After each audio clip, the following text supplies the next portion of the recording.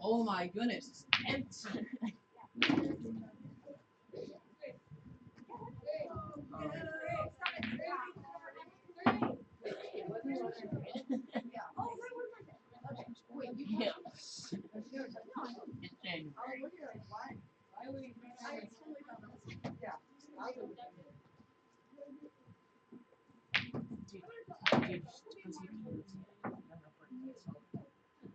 He's like all over.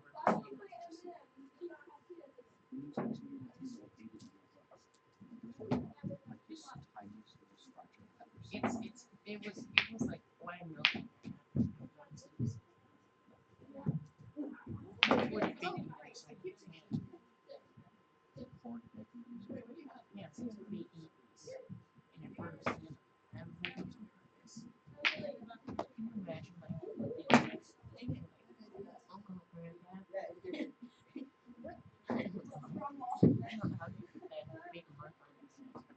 making yeah. Everything. It's a wildlife.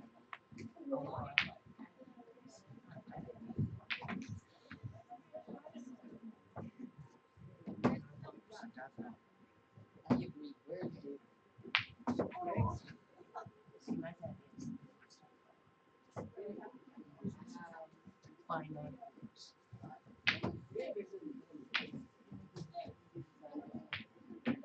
it's just because the in the line it's significantly well, why does it do that? Let's do what? The yellow light fades like a ton. Oh my goodness, I think that. I know, but it fades like no reason. Well, the lighting is so I'm gonna watch because the artist thinks it's very good to see how it looks from like this. But if you get so right here, they would be able to see the line still there. And also how it's cut and show over there. Well, whatever. But it does.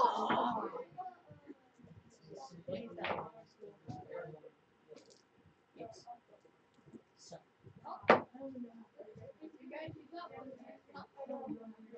It's pretty simple. Just take turns. We have to only hit it from the ends, and you just have to hit it before it stops. Oh, you're gonna try to get coffee? I gotta throw my stuff away. Of course. No, As soon as he goes, you have to go from the end, not from the side. And if you sink it, then that gets it.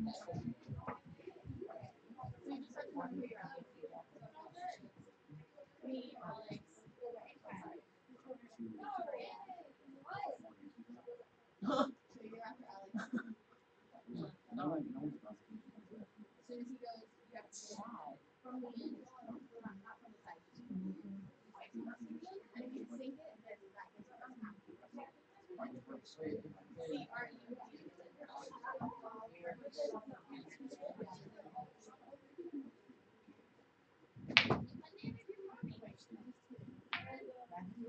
Yeah.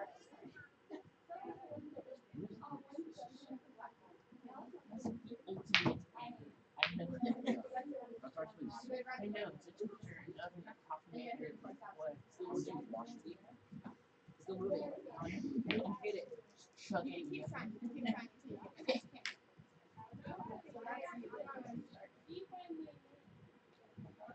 So that's you. No.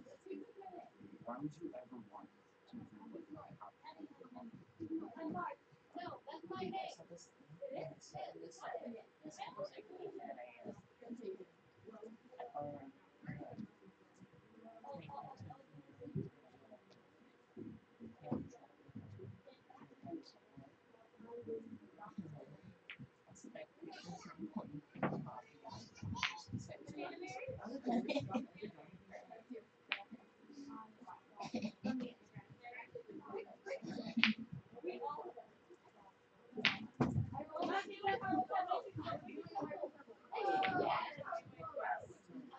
something like I can't risk telling you because not entirely. Well, whatever, always yes. No, that was from the TV. That's not even like that's not even from the school. That's not even that. It's still public property. I want to run.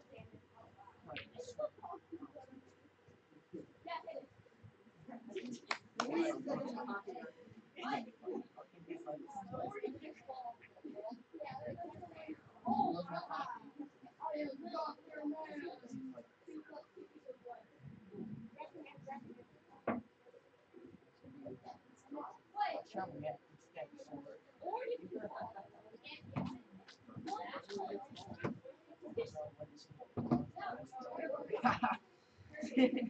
That was actually.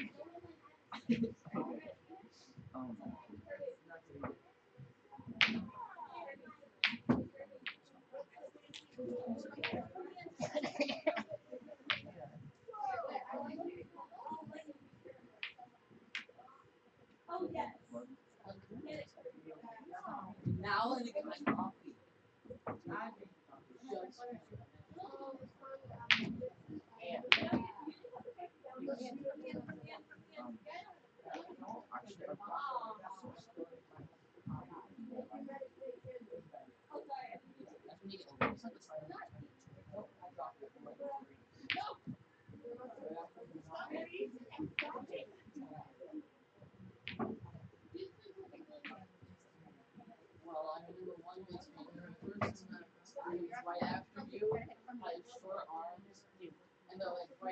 so many balls out over there. But wow, fine.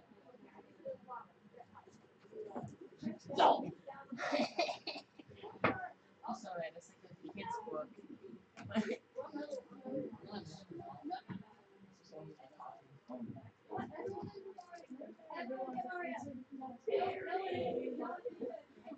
Oh, it's hard to sure if No, like, yeah, you got it. Oh yeah. Right. my dad has to, like, sometimes he, like, falls asleep and is too asleep to, like, or he's, like, too tired to, like, want to get up. So my dad will pick him up, and he's like, carrying him, he's like carrying him like this, and he's like this much over his head. It's so funny.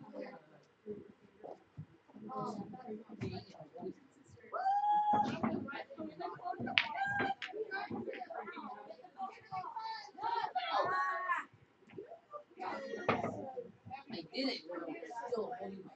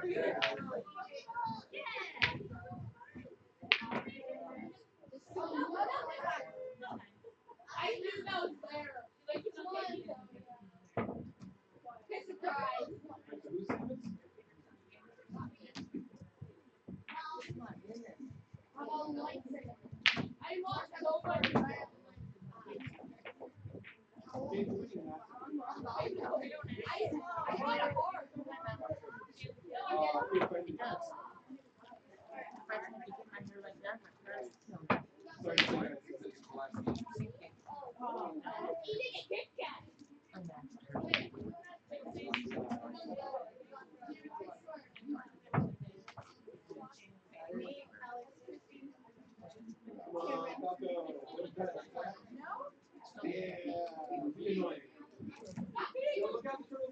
Unnatural.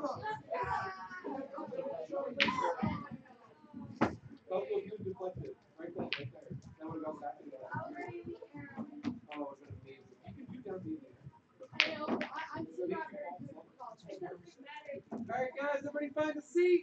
Time to get started. Grab a Bible. Oh, by the way, Lexi, can we get started? Oh, sorry. Okay, grab a Bible, grab a chair. Make a large letter. Reckless love. And then,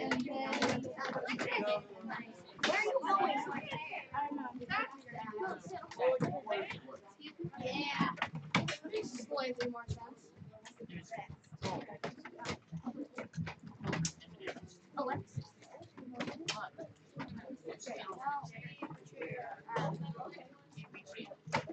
You know what? I'm too cool for a chair. I'm too cool for a chair.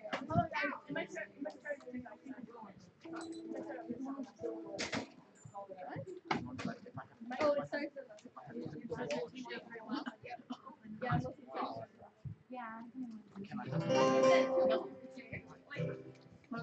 Good morning. Wow, you're super spread out. This is crazy. I think Dana's gonna have this anyway, but can you guys kind of squish towards the middle a little bit? Yeah, there you go. You guys, yeah. You can get on move forward. Just simply squish. Then you guys move to the right. You guys move to the left. That way we can all be in a line. That's better. That's much better. Okay, good. Okay, cool. Good morning. I'm going to open us in prayer, and then we'll worship the Lord together. Okay. Time to start. God, thank you so much again for this beautiful day. Thank you for each person you've brought here to this service this morning, and I just ask that you just put all of our focus on you right now, God. That we'd give you this time completely and fully, and we'd mean these words in our hearts, and we just not hold back. We just sing out to you. In Jesus' name, amen.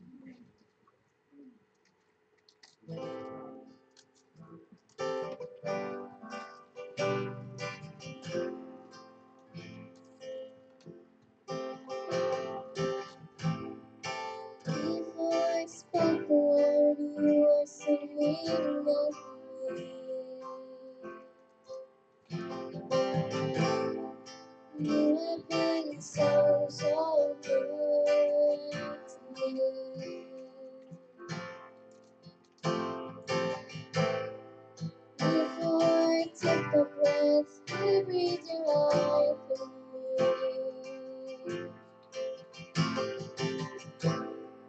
You have been so, so kind to me.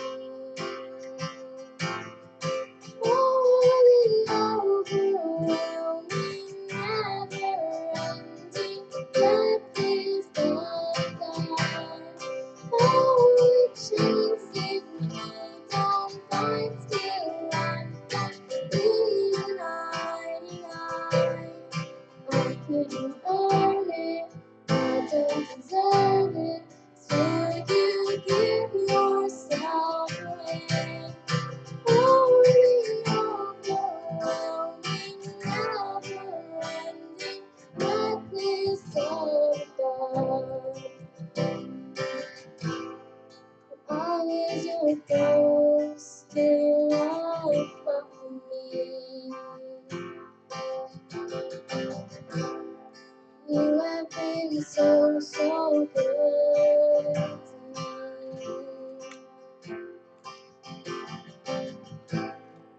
I felt no worth, you paid it all for me. You have been so, so kind to me.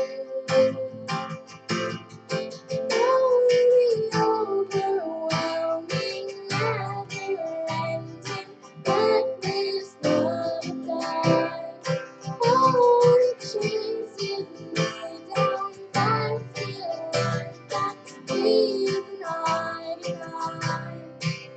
couldn't earn it, I don't deserve it. Still, you give yourself away. Oh, the overwhelming, never-ending, reckless love God. There's no shadow you won't light up, mountain you won't climb up, coming after me. There's no wall you won't break down, lie you won't turn down, coming after me.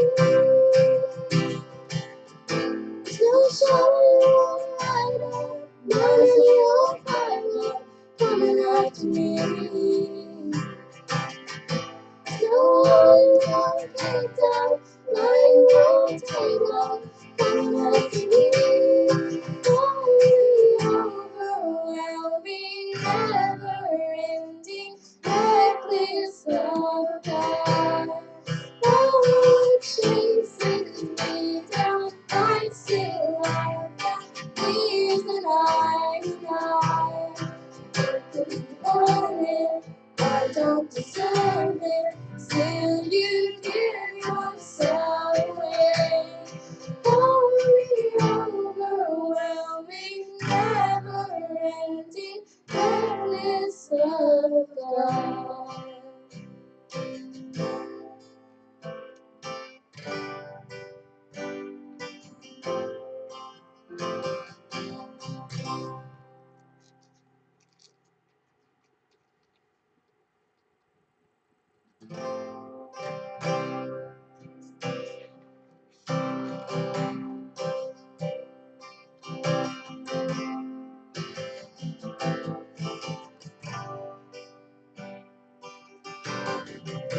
One word at the beginning, one with God the Most High. You in glory in creation, now revealed in you are Christ. What a beautiful name it is! What a beautiful name it is! The name of Jesus Christ, my King. What a beautiful name it is! Nothing compares to this. What a beautiful name it is! The name of Jesus.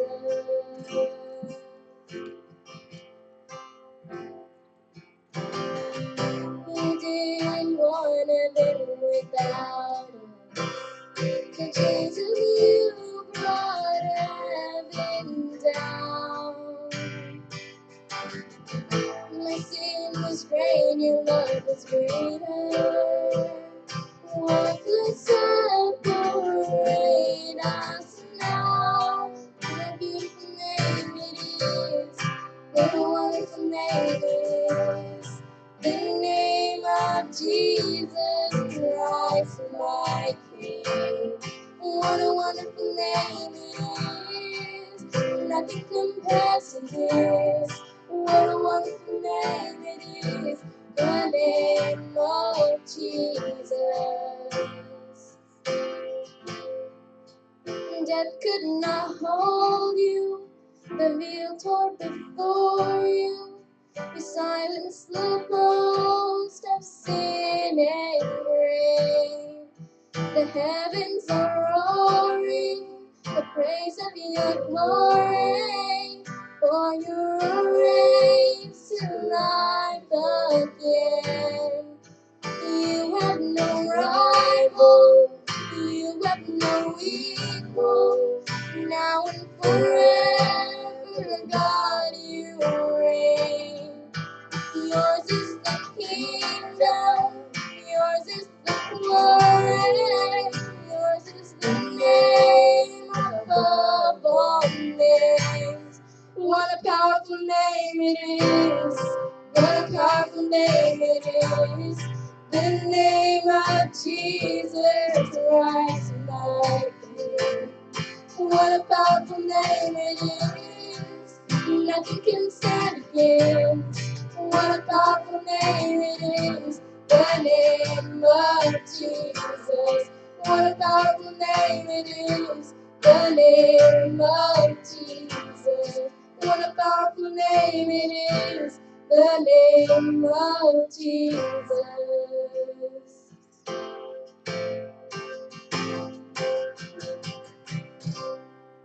Would you guys stand, please, for the last song?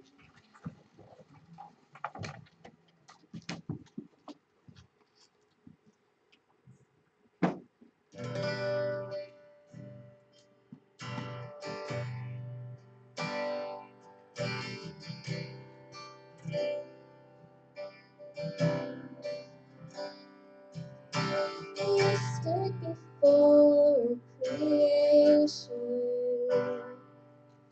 eternity in your hand.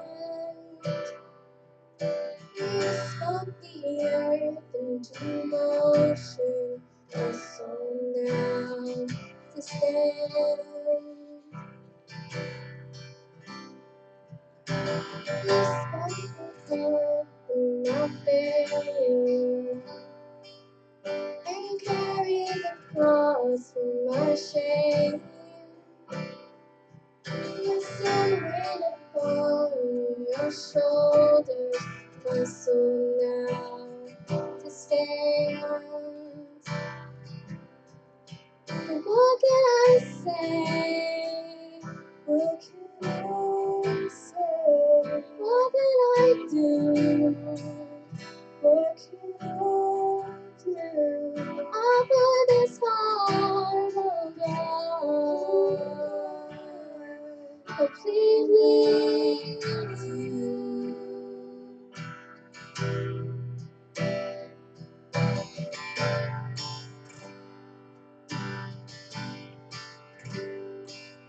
So I walk upon salvation, your spirit alive in me. Start to declare your promise, my soul now to stand. What can I say? What can I say? What can I do? What can I do? Offer this heart, oh God, completely to you. What can I say? What can I say?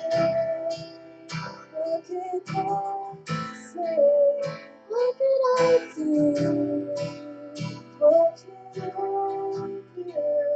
Offer this heart, oh God, completely He leads you.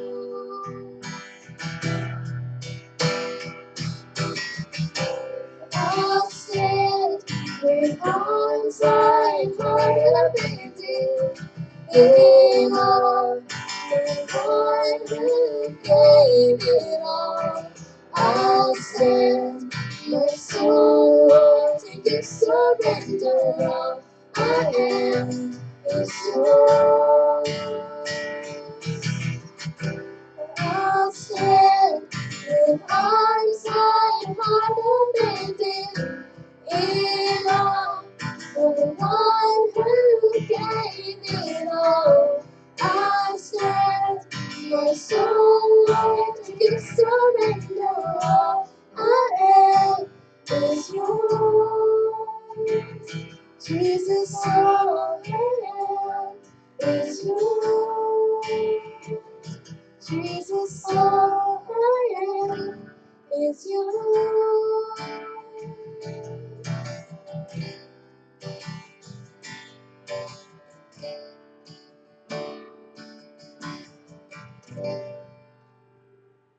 God, you are so amazing, Lord. Thank you that we can come here and praise your name, your beautiful, wonderful, powerful name. Just ask again that you speak through Daniel as you always do, and help us glean something new from this passage we're going through, that we would maybe understand more about you and maybe in a way we've never known before, God. Be just magnified through our lives and help us just glow with you inside of us. Be lights to everyone around us, the ones that know you and the ones that don't. Use us, Lord. Help us be your vessels. We give you this time. In Jesus' name, amen. And with my guitar. Are we muted, Daniel? Oh, good question. Don't want to blast everywhere you go. Now you are. Thank you for thinking.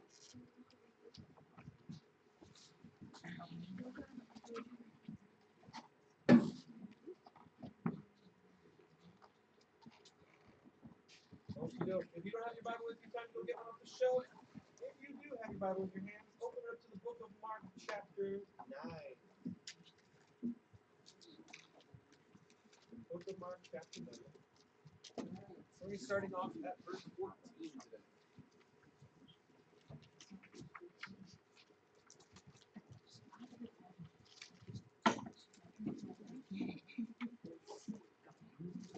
Mark 9:14. Page 838 if you're in our borrowed blue Bible. Boys! Where be the Bibles? Yes, They're so far away, I know. I You walk further to get in this room. It's a guarantee because we don't have parking adjacent any longer. I kind of wish there was like a secret entrance that wasn't barred off by fences, but apparently that's like a security risk to have a secret entrance. I had one in 4th grade Sunday school. My 4th grade Sunday school class, and it's the one back door. But you weren't supposed to use it, and my teacher let me.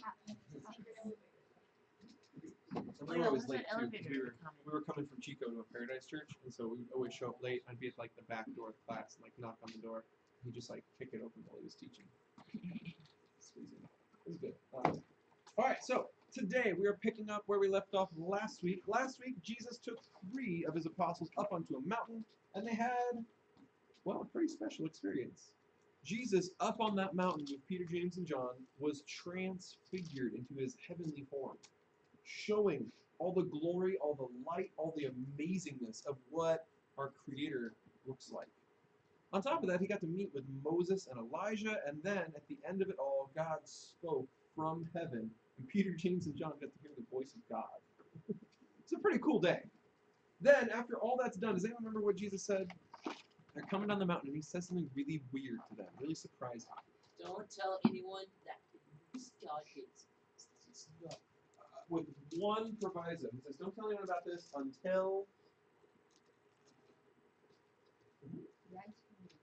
That's right. He says, don't tell anyone about this until after I rise from the dead. And then they're all like, what does rise from the dead mean? The reason they're so confused about that was because the Old Testament teaches very, very clearly that the Messiah will reign forever, that he will sit on his throne and he will be king forever. And it's really hard to be king if you die. So most everyone who read that in the Old Testament, it says he'll be king forever. They read that and they go, well, therefore he lives forever, right? That's just like a given. If it's true that he reigns forever, then it must be true that he lives forever. The problem is they skipped out on steps 1 and 2. See, Jesus doesn't sit down on his throne and start reigning immediately when he arrives on earth. No, the Old Testament says he must suffer, he must die, he'll rise from the dead, and then he gets to sit on his throne. I know, it's a full bucket today. So after he dies and rises from the dead, then he gets to sit on the throne. Then he gets to be king. He gets to reign forever. Now, because of that little forgetfulness about the whole suffer and die part, when Jesus says rise from the dead, they're confused because they are already in the mindset, they're already assuming this guy's never going to die.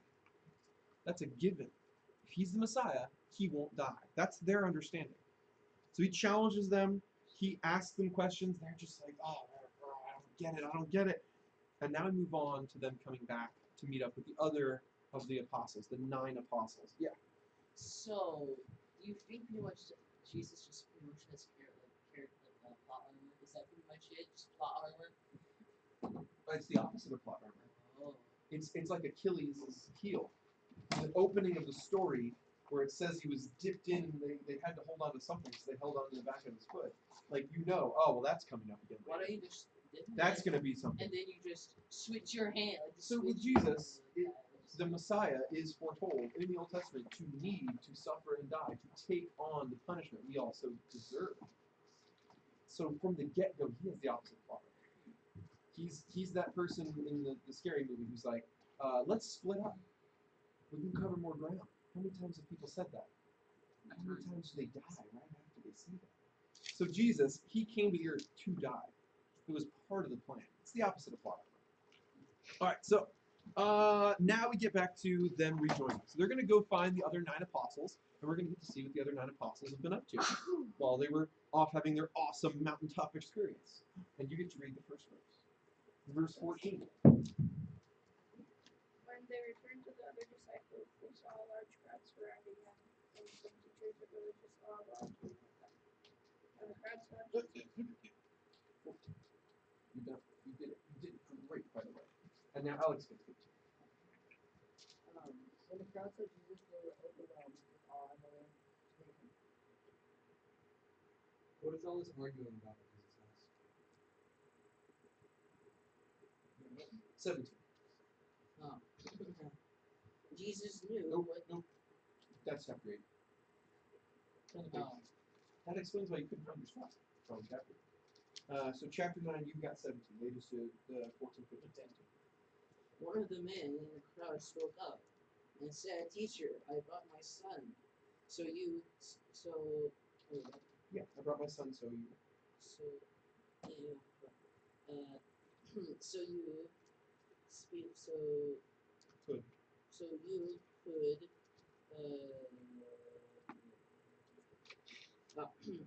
could heal him, as he is possessed by an evil spirit." It won't let him talk. No, that was the last part of your verse. Was it won't let him talk. Cool. 18 to heal. Whenever the spirit seizes him, it throws him violently to the ground. Then he foams at the mouth and grinds his teeth, and that man becomes weak. Your verse keeps going. So I asked your disciples to cast out the evil spirit, but they couldn't do it.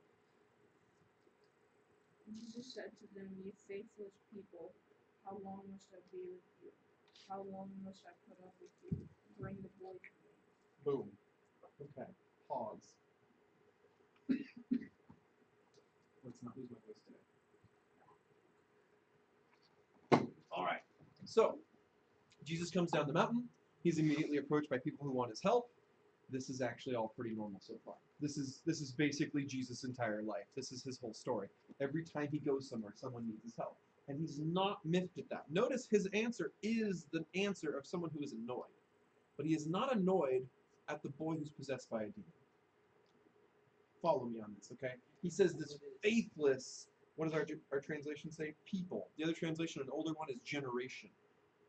Faithless. And he's annoyed. What do you think he's annoyed at? Did you have something else? No, I know the reason why. Oh, go for it. Because why didn't they just go over to him first? Well, he was up on a mountain. They didn't know where he went. They couldn't find him. Yeah. He's annoyed at the disciples. Yeah, it's the apostles. These 9 guys he left behind. Now, we're in chapter 9. We've been in Mark for a while now, and some things have happened. One of the things that happened a while ago was Jesus sent out the apostles in pairs to go and to do what he'd been doing. He said, do what I've shown you. Go teach like I taught. Go heal like I've healed. Go cast out demons like I've cast out demons. Help people who need help. Go do what I've been showing you, but go do it without me. And so he sends out these 6 groups. Each one is 2 guys.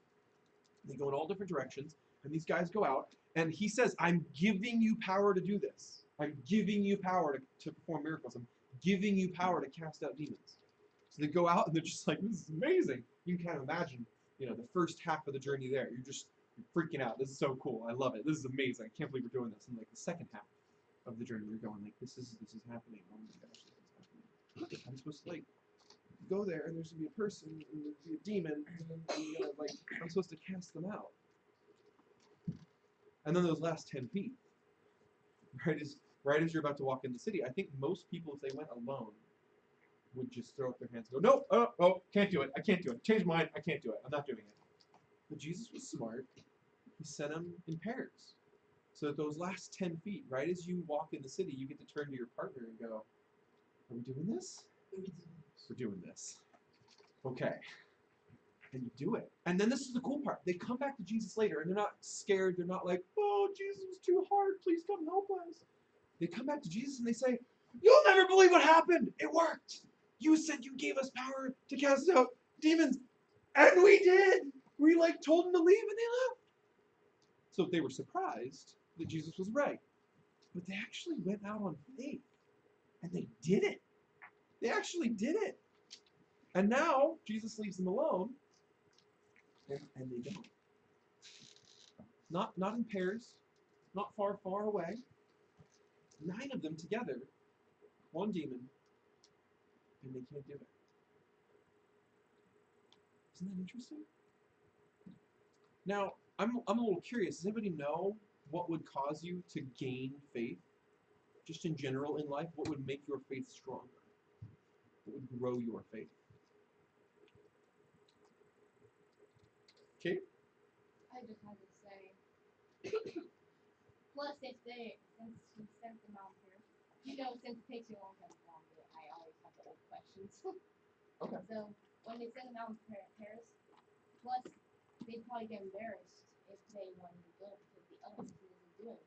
And if the other person's embarrassed that if they leave, then the other person sees them. You have accountability. You have someone there with you to say, hey, don't quit. Jesus told us we needed to do this. They get to encourage you. They get to hold you accountable. And vice versa. You get to hold them accountable. So it's really good. It's not just some cool idea Jesus came up with. It's a good idea. It has always been a good idea, and Jesus used it. It's still a good idea. All right, so to grow your faith, very, very simply, if you want to boil it down, spend time with God. Spend time with God. I'll give you a totally different example, okay? Let's say you guys found out from your PE teacher that at the end of the school year, they were going to have every single student lift 100 pounds. That was going to be the end of your test. Lift 100 pounds. Now I have to ask, raise your hand, have you lifted 100 pounds? Maybe. Okay, a few.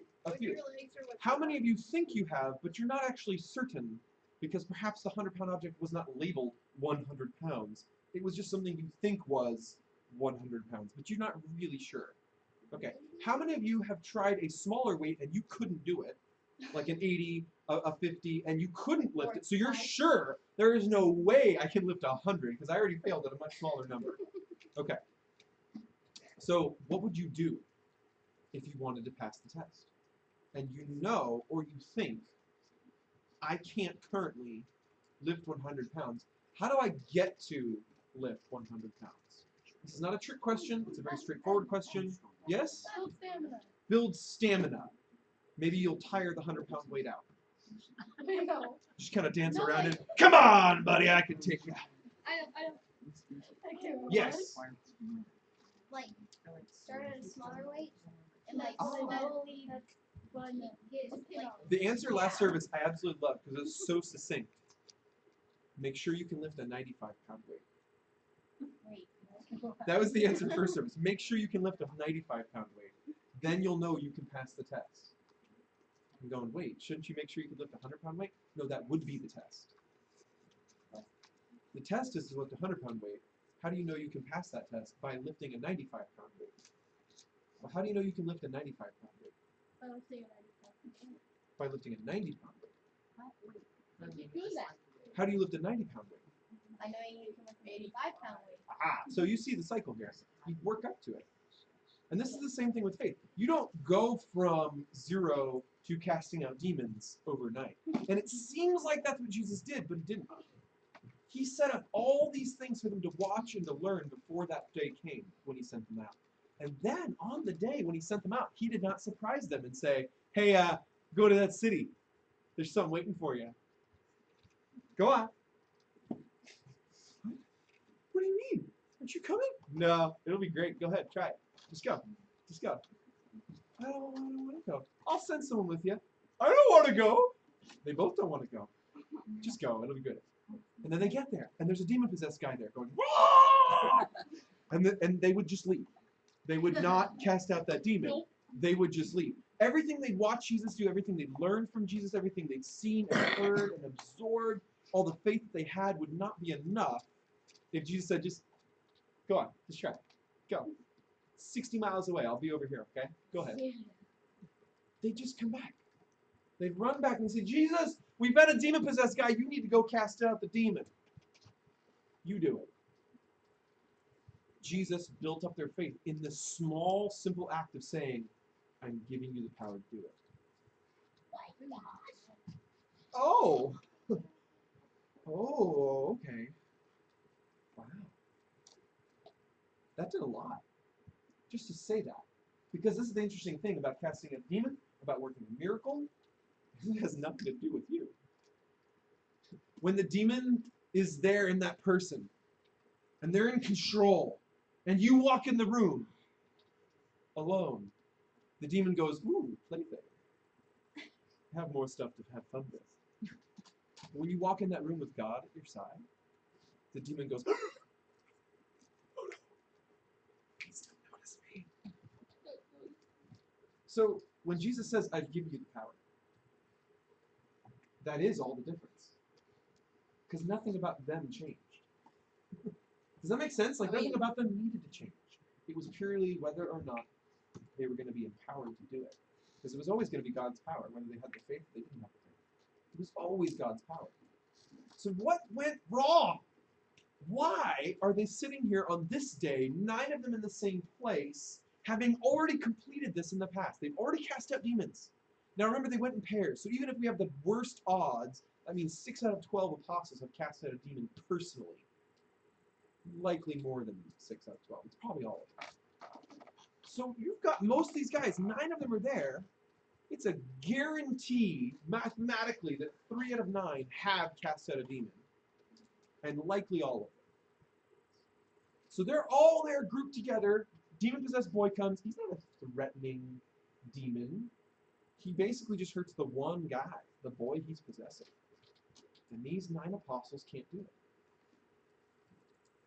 Jesus tells us why. I don't even have to ask you because he already gave us the answer.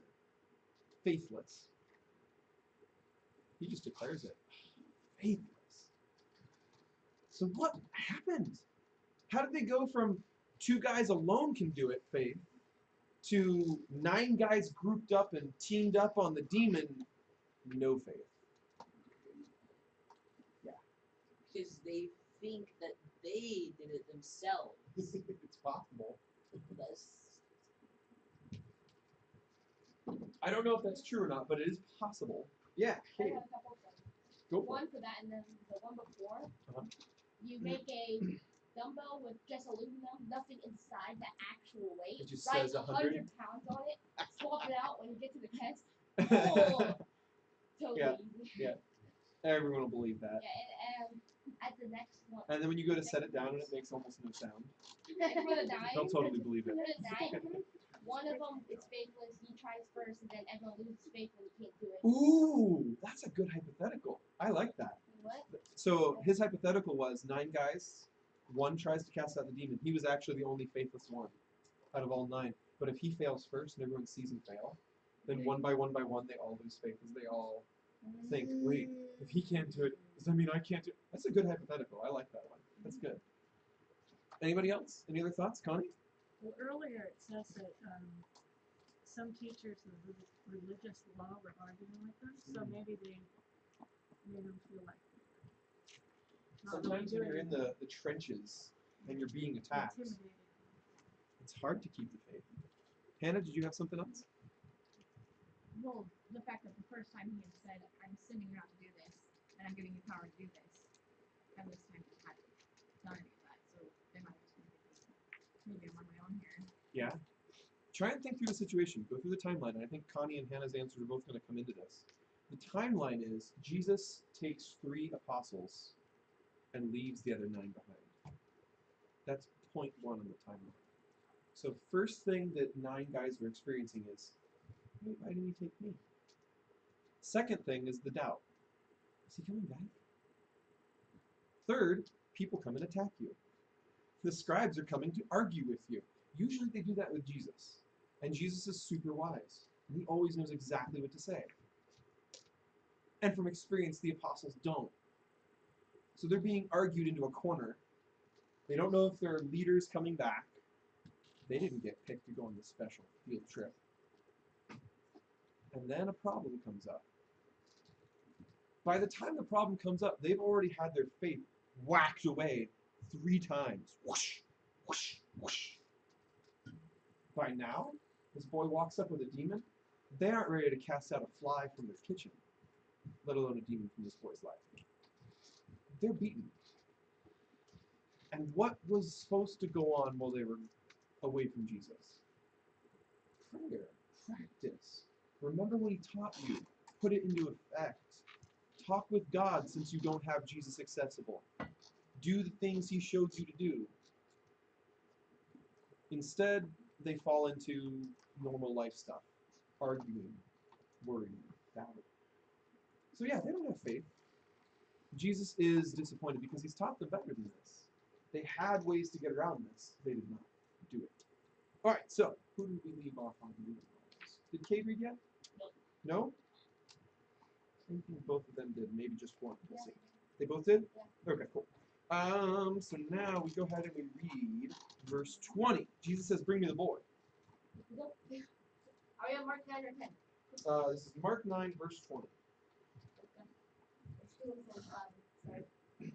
So they brought the boy, but when the evil spirit saw Jesus, it threw the child into a violent convulsion, and he fell to the ground, writhing and foaming from the mouth. Writhing is like breakdancing if you're having a seizure. You can kind of imagine that. It's like your body's not fully in your control. You're just going in every direction all at once. Writhing. Verse 21. How long has this been happening? Jesus asked the boy, probably 5 since he was a little boy. The spirit often throws him into the fire or into water trying to kill him. Have mercy on us and help us if you can. Verse 23. What do you mean if I can? Jesus asks. Anything is possible if a person believes. He pause. So the boy comes forward. Jesus asks some questions. And then the dad bears his heart. He shows what's in his thoughts. He says what's been happening to the boy. And you can kind of picture this. This has got to be one of the hardest things to watch to watch as a parent, is to see your kids get hurt. And usually it's only because someone's being stupid. Your kid, some other kid, you. But in this case, it's malicious. See, usually when a parent watches their kid get hurt, it's an accident. Even stupidity can be called an accident. But malicious, you ever seen a parent who sees their kid get bullied firsthand and seen the response that parent goes into? Has anyone ever seen this? It doesn't happen often because usually bullying happens far away from the parents, right? Usually. Yes. Every now and then it will happen and a parent sees it happening. If you've never seen this, prepare yourself. Because one day, if you ever witness it, you will witness the look of a mother tiger or father tiger Tiger mom. seeing their cub be approached by a gorilla. And the tiger just says, I don't care if you're a gorilla. I don't care if you're an elephant. I will rip your head off. That's my kid. So you can kind of get the sense that, like, this dad cares. He cares a lot. And when you go to someone important, it's not usually the first thing you try. Usually that's the harder thing to do. You have to fight your own pride. You have to go to someone bigger than you. And it's a little scary. But you gotta watch your words. You guys ever ended up in the principal's office? Okay, sometimes you end up in the principal's office, and it's because you did something you should not have done. You were accused of something that you should not have done. We're not saying if it's true or not. You end up there, but you gotta watch your words. You can't mouth off like you would to your friends. You do that in the principal's office. I don't care if you were innocent walking in the room, you're gonna leave guilty. Okay? You gotta watch your words. And this guy, he's speaking from the heart. He's being honest, but he incriminates himself. He says something, and Jesus catches him. He says, help us if you can. Now, what does that reveal? What does that show? Yeah. He too doesn't have much faith. He just proved it. Now, maybe it was subconscious, maybe it was a slip, but it was spoken in honesty. And sometimes we say things when we're being honest and we don't really mean them because it just came out wrong. But we were actually being honest. I think this is absolutely one of those instances. But look at how Jesus catches him. He says, what do you mean if I can? What do you mean if I can? Anything is possible if a person believes.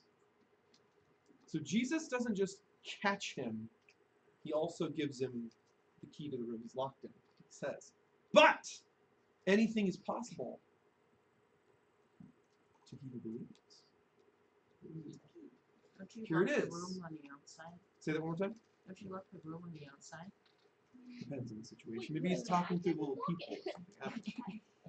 It's like the old-fashioned lock where you can actually see straight through the lock. You know what I mean? Yeah, something like that.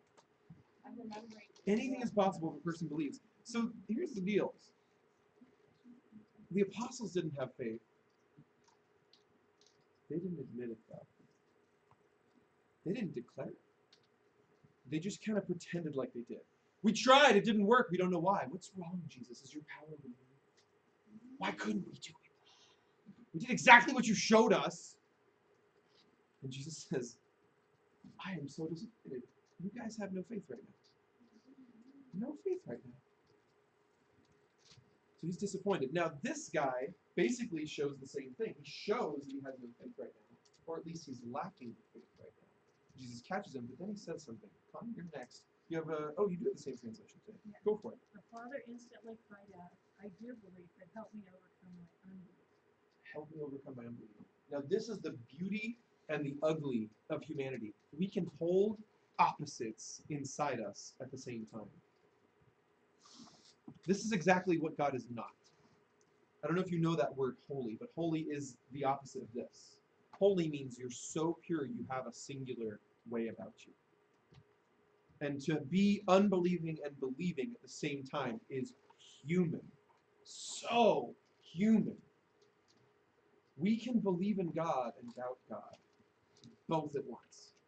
Isn't that weird? It doesn't sound possible. On paper, these are like logical opposites. Unbelief cannot equal belief. And yet, I got both. I get it. So the dad admits it. This is huge. This is a big deal.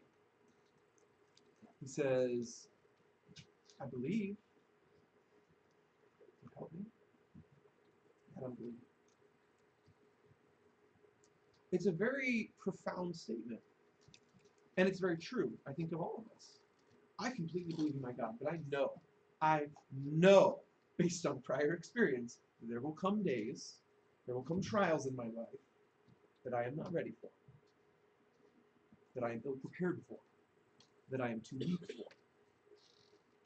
And when that day comes, I'm going to reach out for help so fast because I do believe that my God is there for me. But when I reach out and my hand hits his, there's going to be a moment right before that where I'm afraid. There's going to be a moment where my hand is in free fall and I haven't found his yet. And I'm doubting hardcore in that moment. I am so unbelieving in that moment. I am so lost. My heart is dark. I'm reaching, just praying, no depression, please. I don't want it.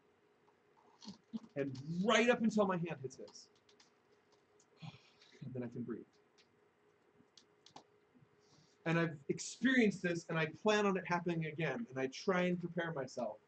But the day will come when my unbelief shows itself. My unbelief is right up in front. And the proper response is to not do what the apostles did.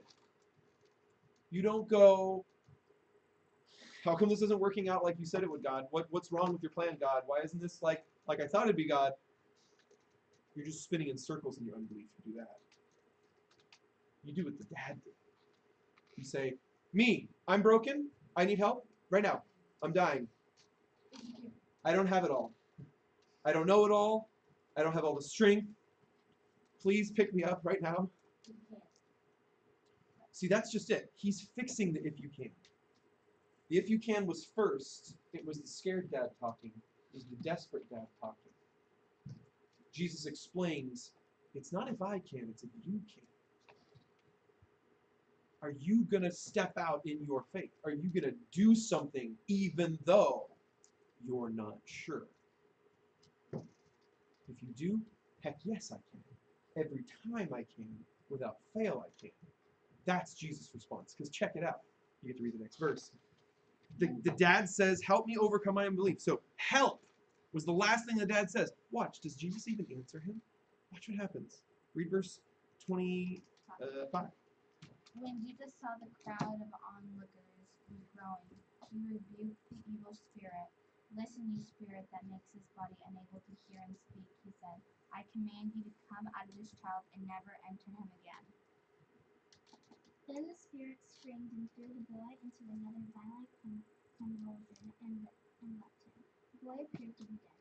The murmur ran through the crowd as people said, he's dead. But Jesus took him by the hand and helped him to his feet, and he stood up.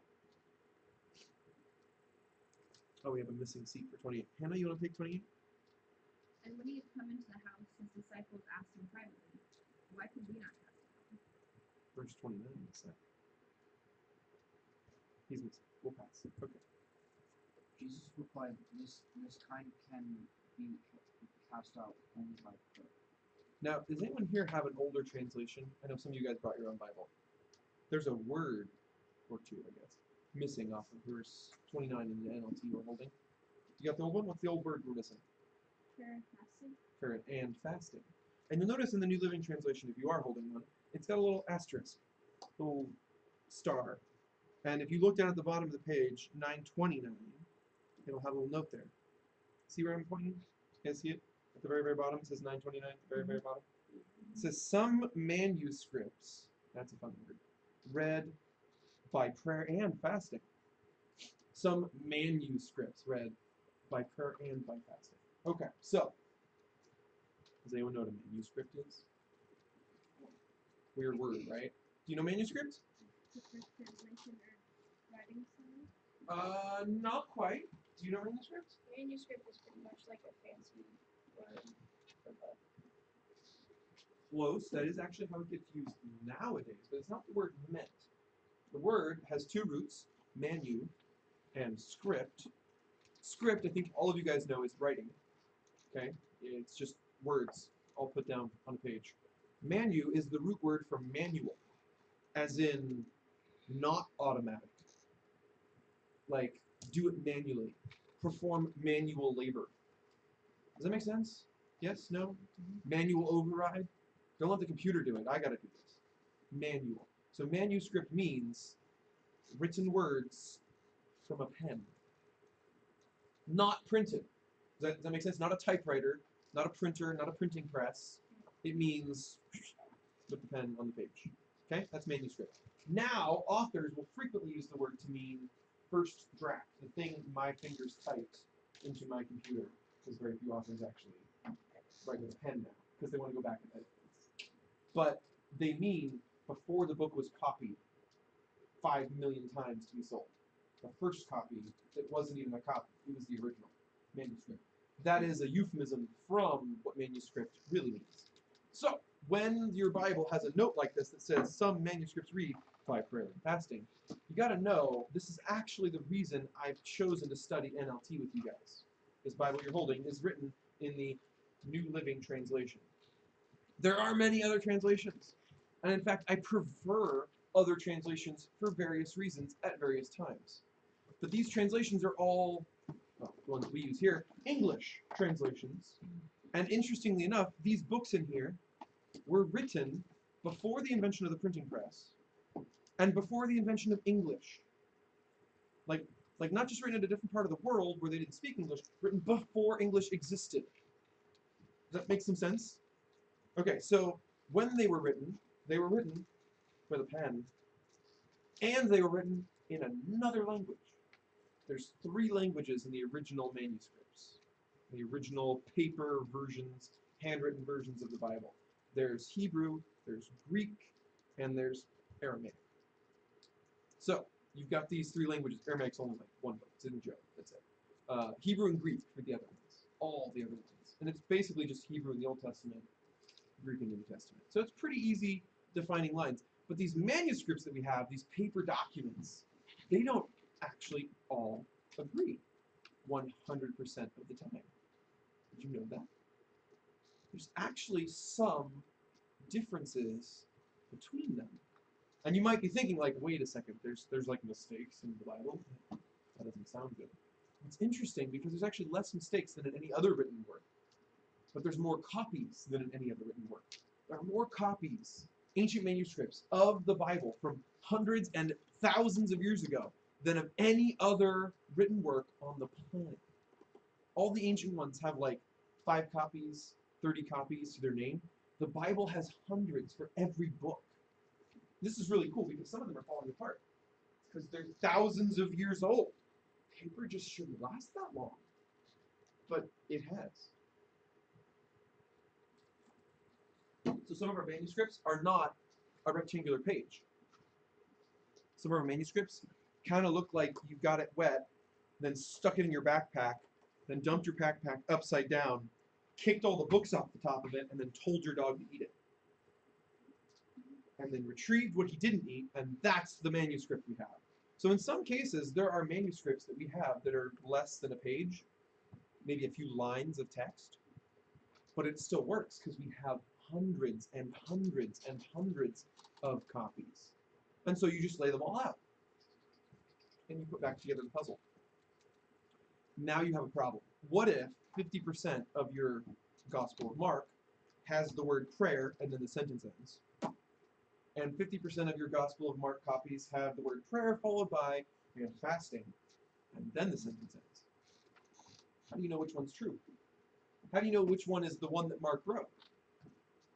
How do you know whether it started with fasting and then 50% of them lost the word, or if it started without fasting and 50% of them added the word?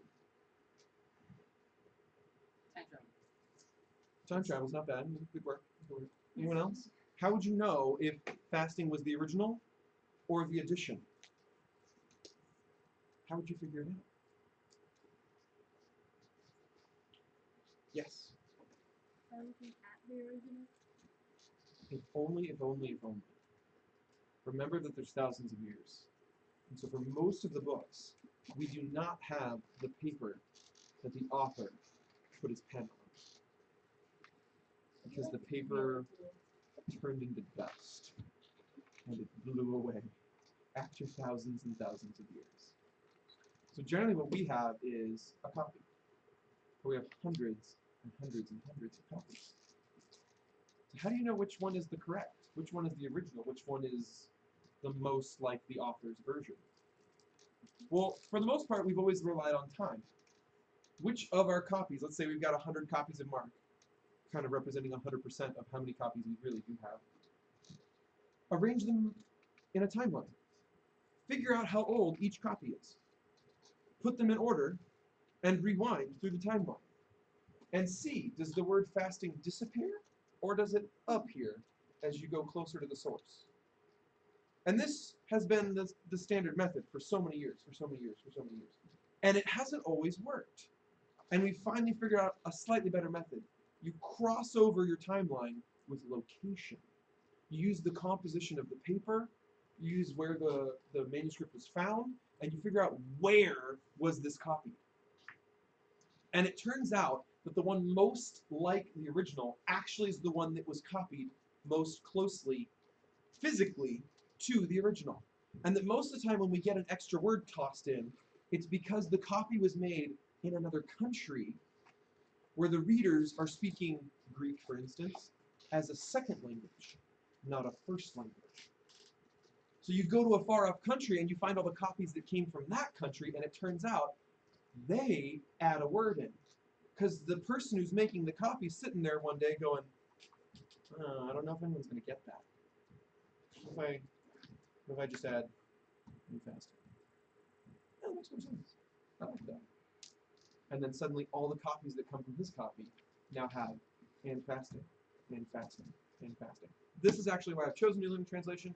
They keep revising it. Every time they find a new manuscript difference or a new piece of logic that changes how we interpret the manuscripts, they release a new edition of the New Living Translation. And they keep updating it again and again and again and again. It's not the only translation that does that, but it does do that. It also just has more words you guys know and less words you guys don't know, which is helpful. So, this is why I've chosen this translation to study with you guys, and this is why and fasting isn't there anymore in this translation. As far as we can tell, it was one of the scribes' attempts to make this more clear, because prayer is a vague word. If I say pray, do you know how long to pray for? If I say pray, do you know what to pray about? If I say pray, do you know what emotion you should have in your prayer? Is this a happy prayer? Is it a sad prayer? Is it an emotional prayer or a very stoic prayer? Is it a quick prayer? Is it a long prayer? Are you going to pray in a group? Are you going to pray alone? You don't know any of those things. So the author wrote prayer, and as far as we can tell, a scribe later on said, that's not clear. Let's add and fasting. Because suddenly if you say prayer and fasting, now you know some things about that kind of prayer. A, if you're fasting for 3 hours, and then you're going, oh, I just can't take it anymore. It's been 3 hours since I've had food. Would anybody else consider that fasting? No, that's just, it's almost lunchtime. It's not fasting. You just need another meal. It's normal. So if I say prayer and fasting, how long are you praying for? A bit. At least as long as it would take to actually call it fasting. Usually fasting starts when you've not eaten for a day, and then it continues possibly multiple days. So when you say prayer, you're going, okay, God help me cast out this demon. Didn't work. Darn it. But when it says prayer and fasting, that's like, prepare yourself. Go be alone somewhere. Pray for a day, maybe 2. Really dig your heels in. Really get in there deep. Really close yourself off to everything except for God and just pray. That's the only thing. Just do that. So I kind of like the and fasting. I think it does make it more clear. But in some of these newer translations, it'll be missing. Okay, so Jesus tells them, you couldn't have done it because you lacked the faith. And then he tells them, what did you need to do it? Go off and pray. What would that have done? Well, I told you guys this answer like halfway through. How do you increase your faith?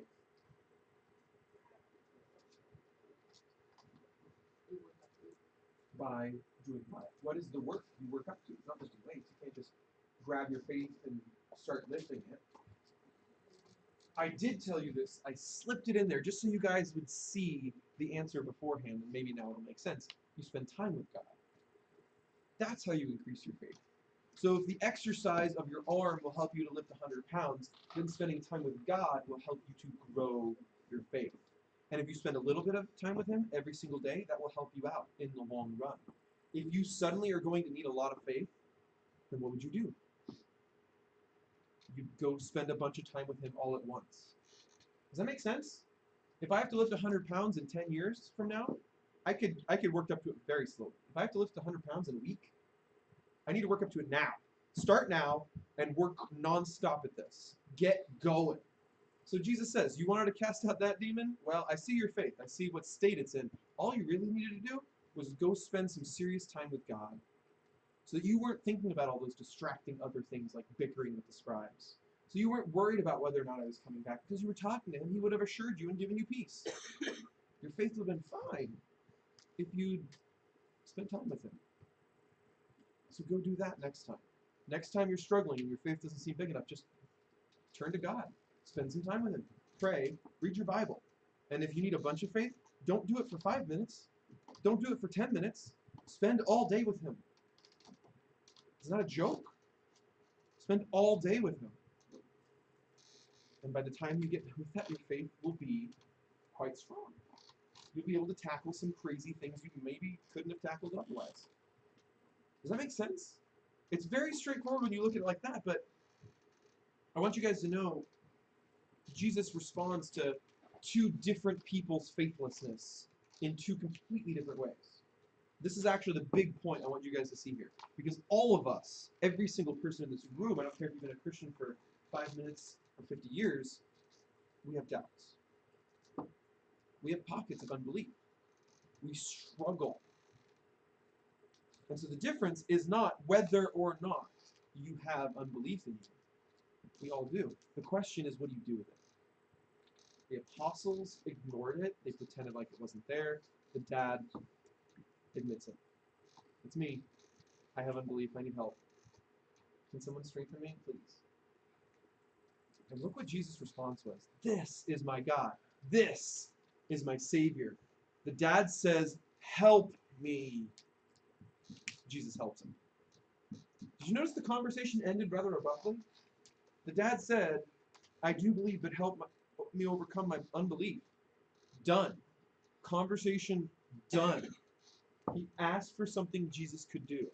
Jesus did it. That's really cool. Jesus didn't test him further. Jesus didn't ask for payment. Jesus didn't say, okay, but only if. Jesus just healed his son. He immediately went into action. Please help, action. That's our God. So, when you have unbelief, what do?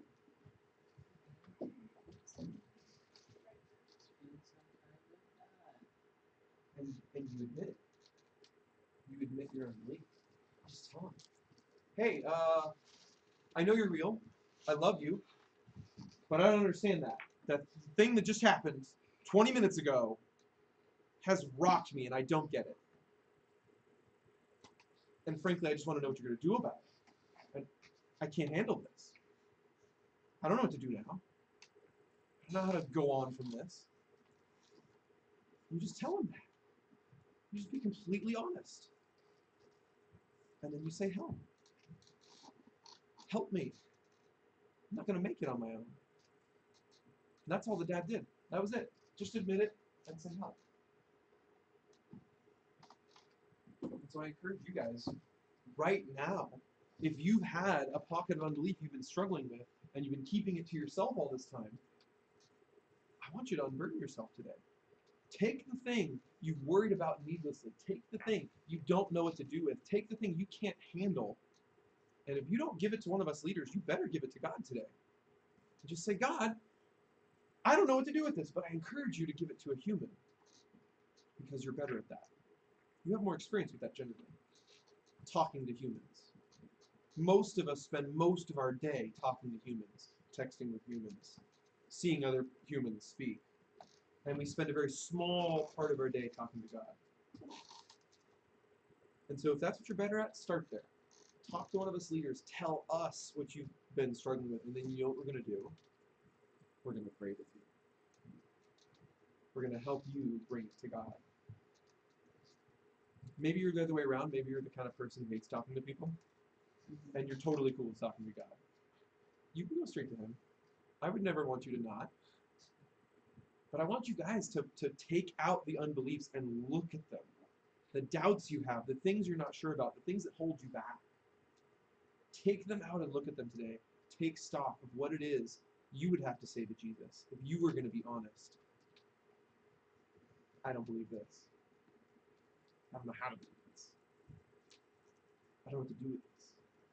I don't know how to overcome this. Find that and then show it to him. Find that. Show it to one of us leaders.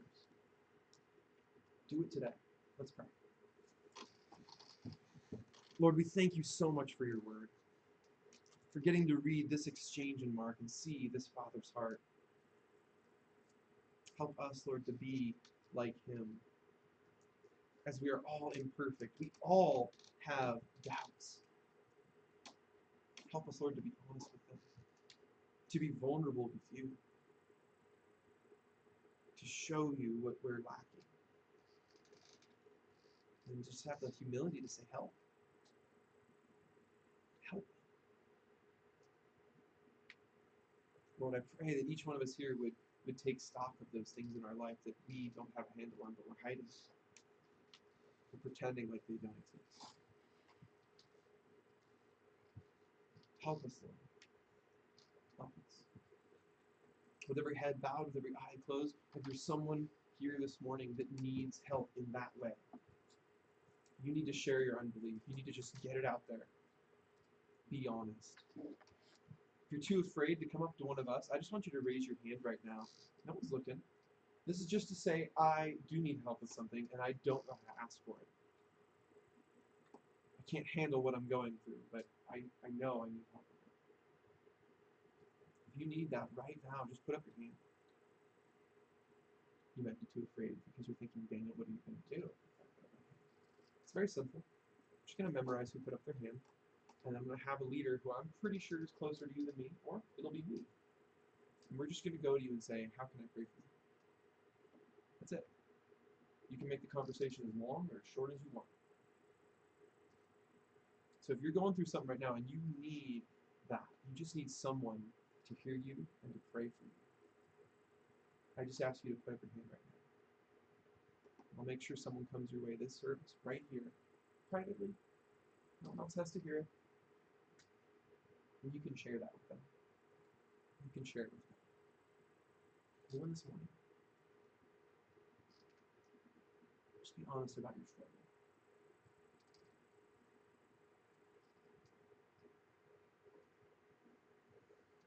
All right, well, if there's anyone here who's never before said, Jesus, I need you in my life in the first place. I'm not walking with you, but I want to be. I'm not in your family, but I want to be. I don't have your forgiveness yet, but I want it. If that's you and you want to change that right now, you want to become part of God's family, you want to have Jesus with you in this life, and you want to have his forgiveness, so that when you show up in heaven, you've got a clean record.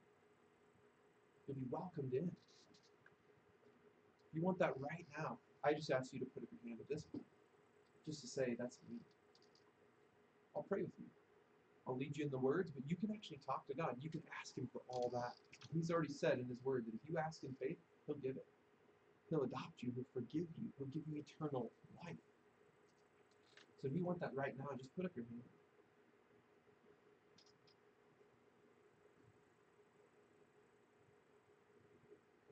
Lord, I thank you for these junior hires. Bless them as they start another week with you. Help them to be honest with you, to show what they don't know, to ask you for help. We ask all these things in your name, Jesus. Amen. I love you guys. I hope you have a fantastic week. Please, please, please, please, please talk to us if you need prayer. We don't want you to leave here without getting that very least, you need advice, you need help, any of the above. Oh, well, then, what to ask? Please tell me. I never win, so. There's so many phones. Where did I see a lot of phones in the phone bucket? Look, mine fell out. Trinity. Please tell me. I have two phones. Oh, dude, this is the longest phone. This is phone is that? Yes! Yes! Oh my There it goodness. is. Is this you? Well done. Seriously, what phone is this? So Maybe. widescreen. Wide screen. It's an LG. Oh. You can tell from the back. Oh, the center. I got one. Sensor? I got one. My Man, I'm a genius. That's a 5 I didn't know. LG stylus. Oh, maybe that's a stylus. No, I was gonna It does. It has a stylus. So it's like the. I was gonna be like a motor or something. Who's LG stylo? I'll take it. It's Why go missing the now? stylo. I might have two, but I mean, doesn't matter. Already have two phones. I have Would one. like third. Did someone leave their phone? Now I'm gonna get myself some beers, so I had to not have the soda anymore. They'll come back up. They always do. So thank you again. I mean, I did when I forgot my charger. So right now, I guess I didn't realize. So it's a wildlife, young life thing. Yeah, it's a young life. Woodley Camp is great. We've been there for a few different things over the years. They're fantastic. Okay, nice. And I guess he's still trying to figure out like the flyers too, because I guess it's not a school sanctioned activity. I didn't know that. Oh, that is tricky. Yeah. Nth degree. So Well, yeah, and the flyer. I just sent you a copy of it. The flyer is. It's not Christian written all over it. It's not. It's not vague. It's not. Yeah, just to send over the flyer. I kind of figured what you said. He was hoping to follow up him. So I imagine he's not looking to start until.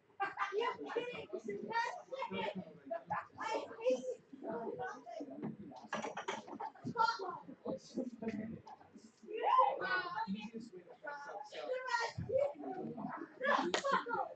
kids who don't want to be in the loop to just do it. I have funny ears. Kids in the schools are Christian, but they invite their friends.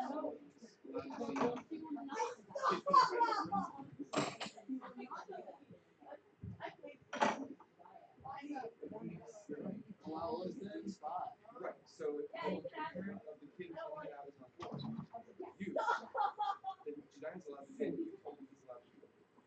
And then he's not an teacher, he's not helping to see rules of must be across the ways. He can go invite a kid where he wants to invite a kid.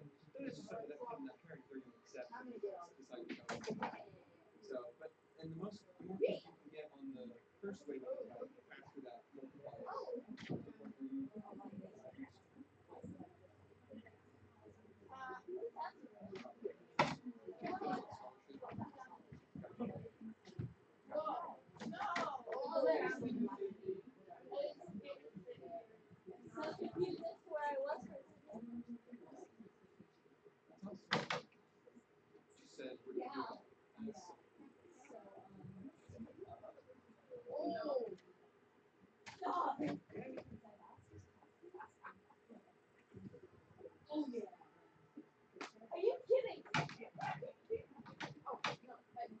Something's up. If the flyer and the camp wasn't a Christian, then Nobody hurt anybody else. why is it Because you sound so annoying. No, don't hurt another. You might too.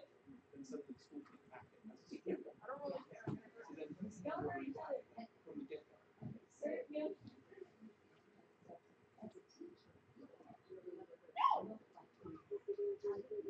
Correct. I think the lingo. Get over here. Will be No. understood. You're actually really all confrontation.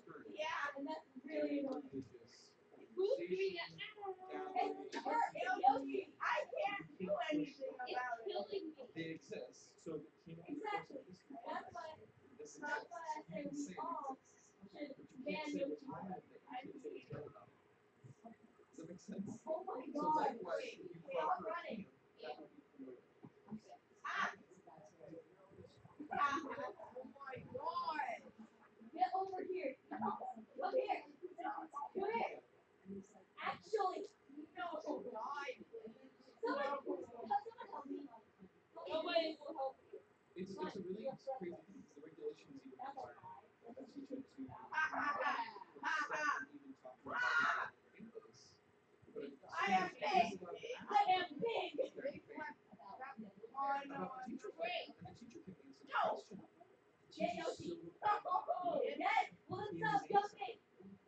sometimes he might answer a question about what Christianity is. He couldn't say what was good about it in that phrases. Leave me He alone. could say something that is a good thing. Let's say it allows me to gather together who believe the same thing as me.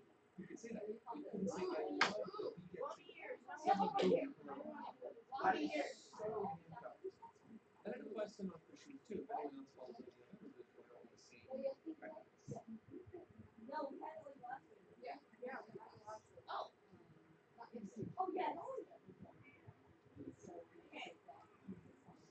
Oh no, I'm staying away from that.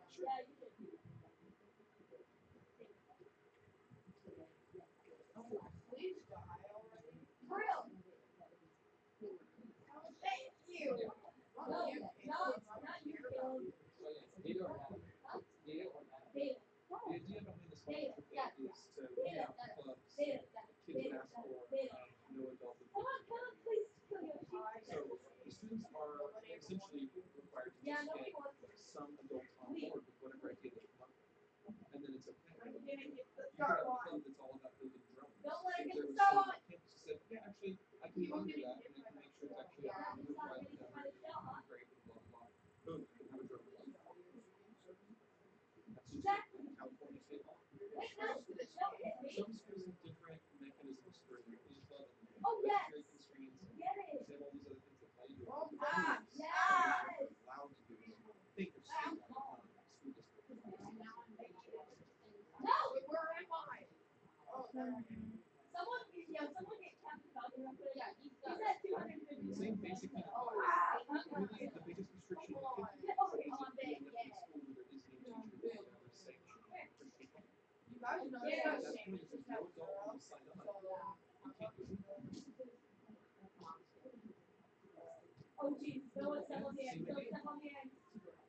Same idea. There will be other instances where a teacher instigates something. It's club-based, but it wouldn't be religious in nature, because that would fall outside what they're allowed to do. So a teacher could just decide, I want to have a lawnmower club. And as long as the student doesn't object, we can have a lawnmower club. And a teacher could instigate that. To the club. And a student could start but they have to get an adult to say, I like lawnmower. Does that make sense? They're during club hours, and they basically said, not only am I responsible during club hours, but I will not that because I'm willing to be there. Right, this is actually a good endeavor. This will be good in the kids. So they're trying to do this. I think it's I have one life. in a school where there's 10 faculty not Christian, 3 faculty Christian. Even though you're outnumbered, you can have them. It just leaves you allergic to the happiness where there is none. You just immediately do that. Ow. Fine, I'm dead. Okay. No. I get to never miss, huh? Oh yeah, I got that.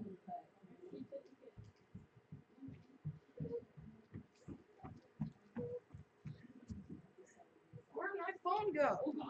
You mentioned this last Yeah, time. I'm for real. Did you get your phone? Oh yeah. You went over to look for the right spot. I figured you. You mentioned that Why some did you do that? not sure if they were going. You didn't want to bring it to Oh, wait, who did that? That was yourself? You killed yourself? Yeah, those are mine.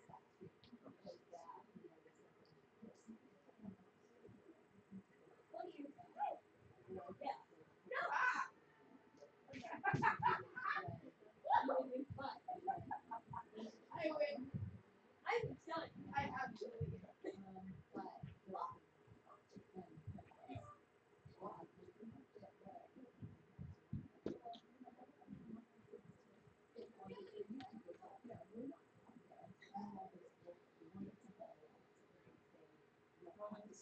It's really tricky for churches right now.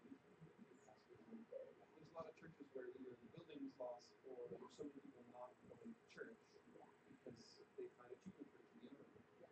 And that's what they want to keep doing. And so a lot of churches, even if their building is standing, no one's making the drive up to Paradise to go to that church. You know what I mean? They're done. They're not back in Paradise yet, and so it doesn't feel right to go to church first.